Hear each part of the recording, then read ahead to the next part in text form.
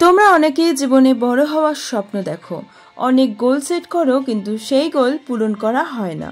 তার কারণ হলো ভয়, ব্যর্থ হওয়ার ভয়, যাকে বলে ফিয়ার অফ ফেলিয়ার। লোকে কি বলবে, যদি ভুল করি তাহলে কি হবে? আর এই চিন্তা এমন জাঁকিয়ে বসে যে লক্ষ্য পূরণের জন্য প্রথম ধাপটাই পেরোনো হয় না। আর এই ভয় দিনের পর দিন আমাদের মধ্যে এমনভাবে বেড়ে ওঠে যে সেটা ওভারকাম করতে না পেরে অনেক মানুষ জীবনে অসফলই থেকে যায়। কিন্তু কি করে এই ভয়কে দূর করা যায়? কিভাবে ফেল করার চিন্তাকে ভুলে আমাদের মনকে সৃজনশীল কাজে মগ্ন করা যায়? কি কি করলে আমরা ভয়কে জয় করে সফলতার সিঁড়ি বেয়ে উপরে উঠতে পারবো? এগুলোর উত্তর খুবই সিম্পল। যদি তোমরা মাত্র 3টে স্টেপ ফলো করো, সহজেই ফেল হওয়ার ভয়কে কাটাতে পারবে। নাম্বার 1, যখন তুমি ভয় পাও তখন নিজেকে প্রশ্ন করো, তুমি কেন ভয় পাচ্ছ?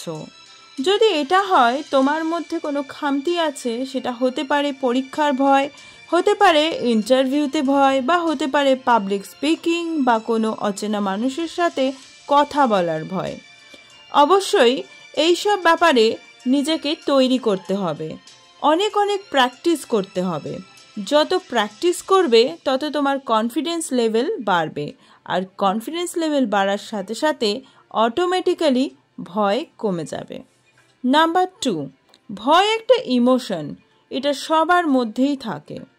যার নেই সেই বরং অ্যাবনর্মাল। কিন্তু ভয় পেয়ে আমরা যেটা করি সেটা হলো আমরা কোনো কাজ থেকে কুইট করে ফেলি, আমরা গিভ আপ করে দিই, অর্থাৎ আমরা খুব সহজেই হাল ছেড়ে দিই।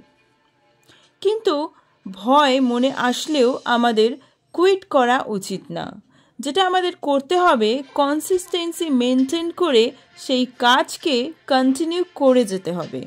যত তুমি কাজটা করতে থাকবে তত তোমার মধ্যে কনফিডেন্স বাড়বে, আর ধীরে ধীরে তোমার ভয় কমতে থাকবে। সময়ের সাথে সাথে তুমি একদিন দেখতে পাবে যে আগের মতো সেই ভয় আর তোমার মধ্যে নেই। নাম্বার 3, আমাদের চিন্তাভাবনার পরিবর্তন করতে হবে। ফেলিয়ারকে আমরা এমনভাবে দেখি যে একবার ফেল করলেই বুঝি জীবনের সব কিছু শেষ।